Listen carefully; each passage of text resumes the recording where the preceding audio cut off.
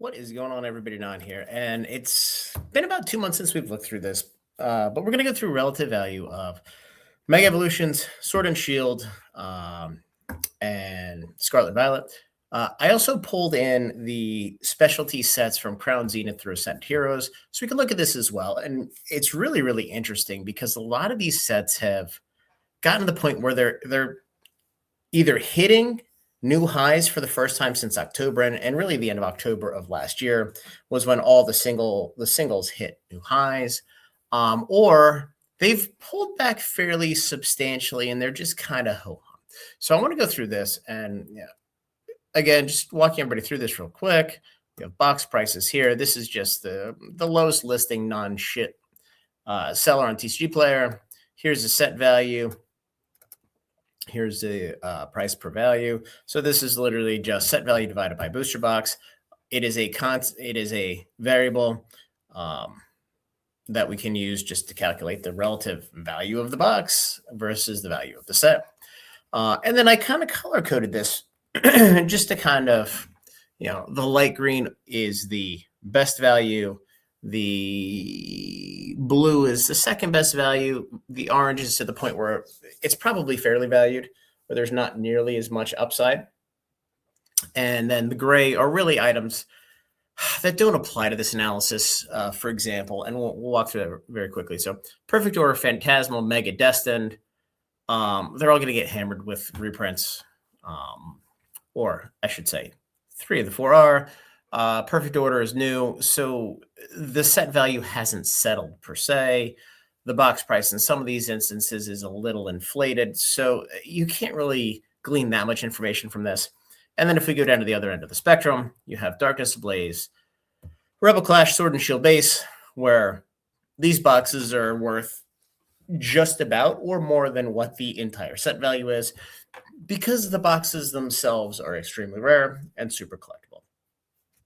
So let's go through this very, very quickly because I want to spend a little bit more time on the specialty sets because I haven't done that probably since the first time I did this, which was the middle of 2025. So Journey Together, 47%. The box prices are up to $265. The set value is $263. It's obviously come down a little bit since October, but at 47%, it's fairly valued. There's probably not a whole heck of a lot of upside on the cards or the box price. And keep in mind, this is the first set that does not rotate out until 2028. So just so everybody remembers, Paradox, Obsidian, Paldea, SV Base have rotated out. You have the next 4 here, which are Temporal, Twilight, Stellar, and Surging, up through Prismatic Evolution. Rotates out in April of 2027. And then you have these next 4 that are 2029. So 2028. Got my ears wrong. So 27 and 28. Yep. And then Perfect Order is the first set that rotates out in April of 2029, which is forever from now. So it's the first set in the block, so it will be in print the longest. So moving on, Surging Sparks, still an extremely, extremely undervalued box. I've talked at this really at length about how the reprint that everybody thought was inconsequential in 2025 really brought so much product to market. It's just kind of sitting here. The booster boxes are up slightly since October, but at $260, these boxes were $260 in February of 2025. So it's been a full year of flat. Now the cards in the set have started to recover. And quite honestly, I think ultimately this is going to end up being the second best set in the era.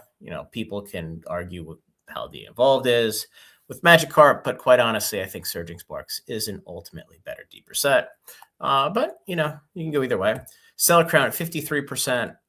The reason why these boxes are so expensive, quite honestly, is all the values in 3 cards.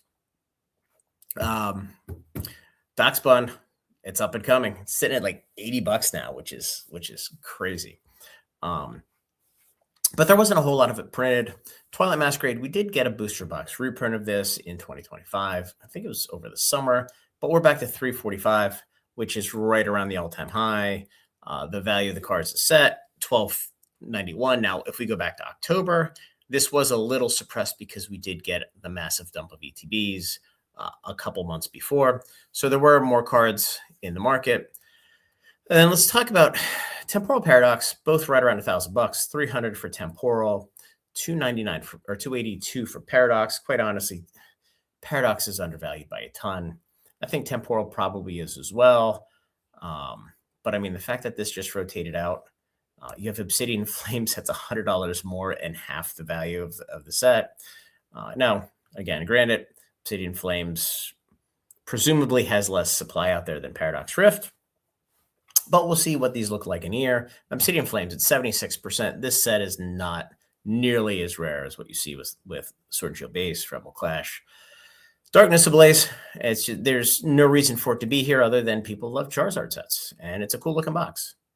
But quite honestly, there's really not a whole heck of a lot of value here. And at $385 a box, that's absolutely insane. Paldea Evolved, this has been dead money now for almost a year. You go back to October, you're $438 a box, maybe 9 months. The value of the set is way up, $1,700 back then. It was $1,400. And, quite honestly, it's a little undervalued. In fact, it's among one of the most undervalued sets in the era. And then SV Base at 33%, $763. So the cards themselves are moving up. The box prices moved down a little bit.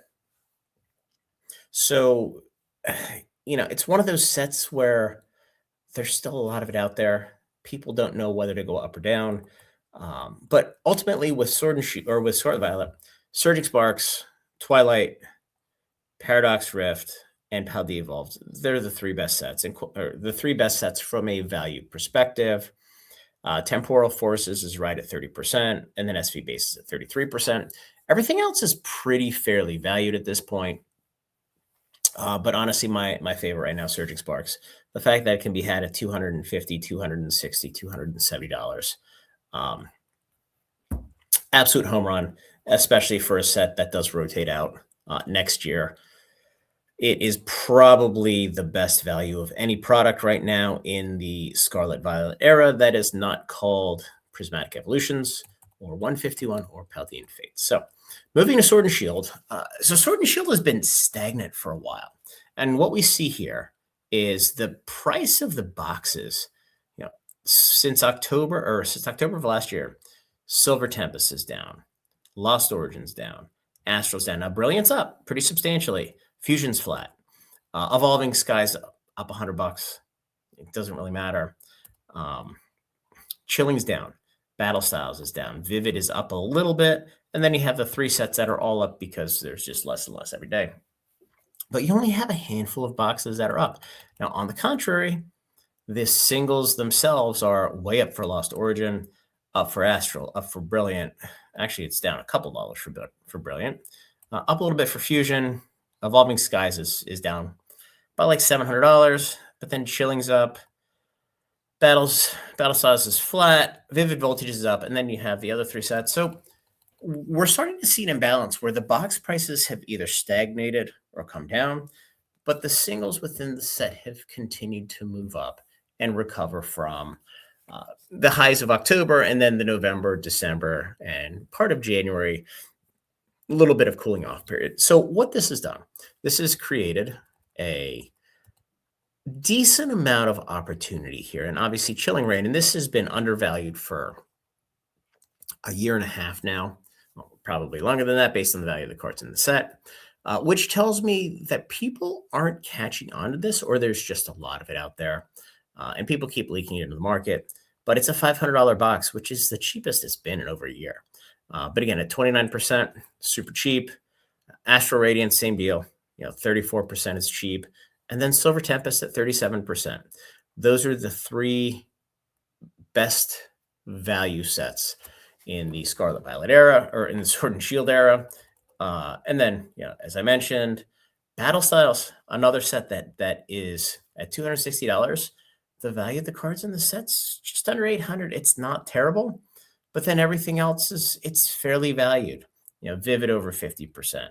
Evolving over 42%. Now, the problem with evolving is you start to run into the law of large numbers, where even though the value of the cards in the set's going up, there aren't a whole hell of a lot of people that are going to drop $2,700 hoping to make an extra $500 or $1,000 and then sell to somebody who has deep pockets in the future. That's why once booster boxes tend to get in that $500 range, I like to cycle them out because, quite honestly, you really start to throttle the number of people. The number of people that are willing and able to buy them, and B, just the overall sophistication of the market. You get folks that are no longer looking to buy a booster box to rip it or because they think it's cool. You're dealing with folks that are either doing it because they're trying to buy, sell, run a business, or there's folks that they just think they have, 10 grand in their pocket and they're trying to bully folks into making a few extra free dollars. So it's harder to make, it's harder to sell higher ticket items, at least in my view. Fusion's fully priced. Brilliant it's becoming fully priced. Now it's come down a little bit because the value of the cards is up. And then the same with Lost Origin. And again, the main hits in these sets, they've all recovered. Some are at all-time highs. But there's just not a whole lot going on because everybody loves the new flashy thing. So, unfortunately, we're going to go through the summer here. Now we're going to have Perfect Order, which is a little bit on the dismal side compared to what we've gotten.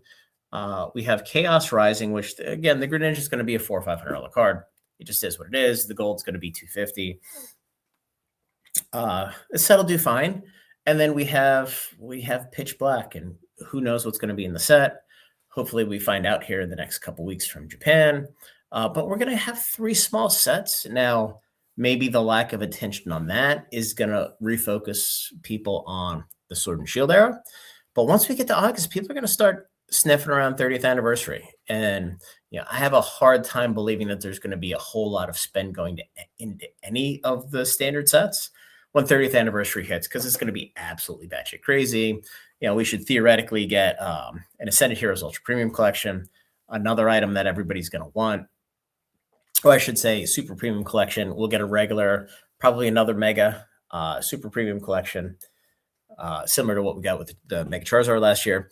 So it's very easy for people's attention to kind of shift after everybody comes back from the summer. And then all of a sudden it's like, holy shit, 30th anniversary. We have all these really, really cool cards. So moving on. And again, these numbers are not comparable to your booster box and your standard sets, but I want to lay them in here because, quite honestly, it's the only variable we have.